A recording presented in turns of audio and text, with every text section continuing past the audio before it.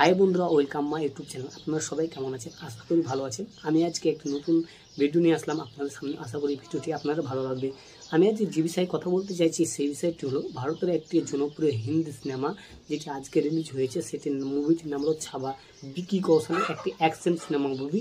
এই মুভিটির রিভিউ করব এবং মুভিটির রিভিউ ভালো লাগলে অবশ্যই একটু করে লাইক করবেন, শেয়ার করবেন এবং চ্যানেলটিকে অবশ্যই সাবস্ক্রাইব করবেন। চলুন ভিডিওটা স্টার্ট করি। তো যাই হোক, এবার কথা বলি এই মুভির কাহিনী ছত্রপতি শিবাজি মহারাজের উপর ভিত্তি করে এই মুভিটি তৈরি করা হয়েছে। এই মুভি যেভাবে কাহিনী দেখিয়েছেন আমাদের মনের ভিতর থেকে কান্না বের হয়ে যাবে।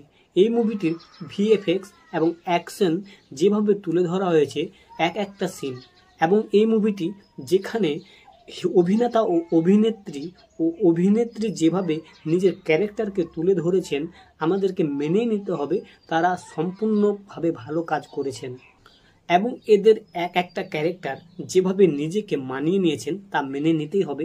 এরা একটা বড় অভিনেতা ও অভিনেত্রী। পুষ্পা পার্ট 2 এর আগে এই সিনেমাটি রিলিজ করা হয়নি, তাহলে পুষ্পা পার্ট 2 কোথায় হারিয়ে যেত তা আমাদের জানার কোনো সীমা থাকতো না।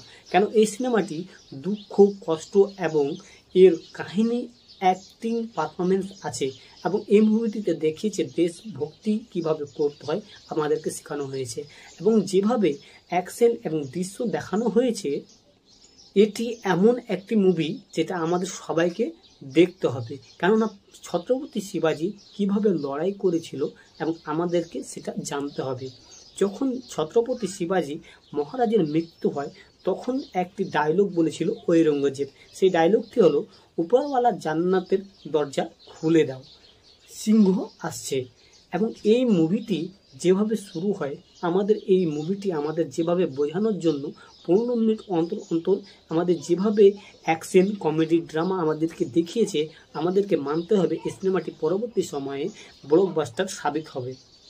এবং দ্বিতীয় পার্টে শম্ভু মহারাজকে যেভাবে বন্দি করে এবং তাকে রক্তাক্ত করে দেয়, তাই আমরা এই বইয়ে পড়েছি, গল্পে শুনেছি, কিন্তু আজকে এই মুভিটিতে নিজ সামনে দেখতে পেলাম। এই মুভিটির ক্লাইম্যাক্স যদি এই মুভিটি দেখে আপনারা চোখে জল না আসে তাহলে আমাকে বলবেন। তো বন্ধুরা, আজকের জন্য এইটুকু। ভিডিওটি আপনাদের কেমন লাগলো অবশ্যই কমেন্ট সেকশনে জানাবেন। আপনারা যদি এই সিনেমাটি না দেখে থাকেন অবশ্যই আপনারা সিনেমা হলে গিয়ে মুভিটি অ্যাভেলেবেল আছে, আপনারা গিয়ে দেখতে পারবেন। তো আজকের জন্য এটুকু। ভিডিওটি ভালো লাগলে অবশ্যই লাইক করবেন, শেয়ার করবেন।